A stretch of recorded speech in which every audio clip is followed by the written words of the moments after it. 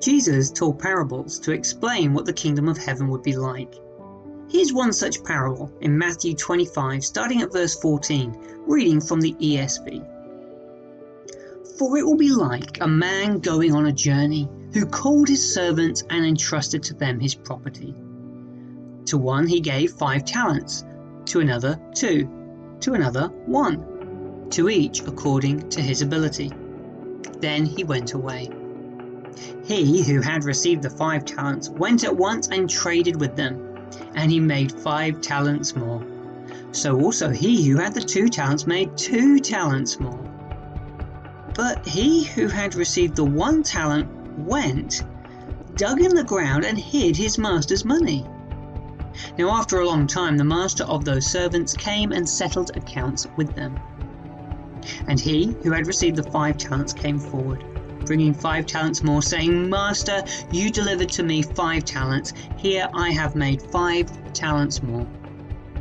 His master said to him, Well done, good and faithful servant. You've been faithful over a little. I will set you over much. Enter the joy of your master. And he also who had the 2 talents came forward, saying, Master, you delivered to me 2 talents. Here I have made you 2 more. His master said to him, Well done, good and faithful servant. You have been faithful over a little. I will set you over much. Enter into the joy of your master.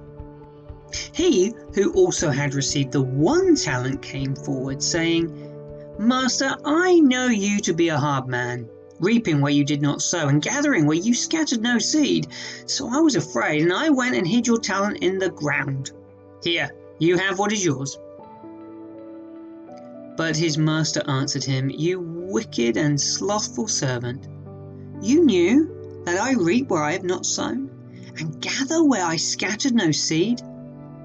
Then you ought to have invested my money with the bankers, so at my coming I should have received what was my own with interest.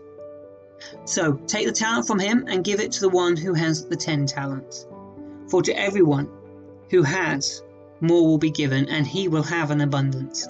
But from the one who has not, even what he has will be taken away. And cast that worthless servant into the outer darkness. In that place there will be weeping and gnashing of teeth. In 2 Thessalonians chapter 3, Paul warns against idleness, the intentional attitude that goes against the productive work of the gospel in God's kingdom. We're going to explore this more on Sunday. In the meantime, and to quote Jesus, those with ears to hear, let them hear.